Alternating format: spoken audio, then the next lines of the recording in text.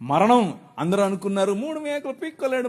3 మేకలు పీక్కుండేది కాదు, మనుష్య సమాజానికి పట్టినటువంటి పాపం అనే మేకును, ఆ మేకుకున్న ముళ్ళు, మరణం అనే ముళ్ళును విరిచి పారేయటానికి ఆయన సిలువనెక్కాడు.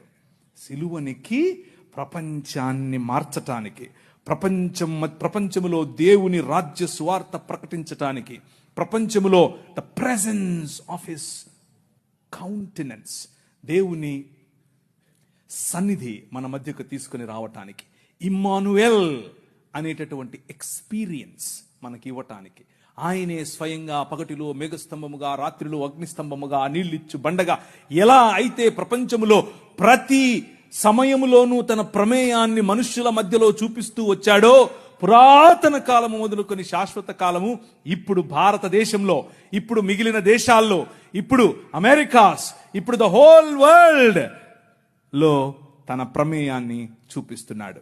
ఆయన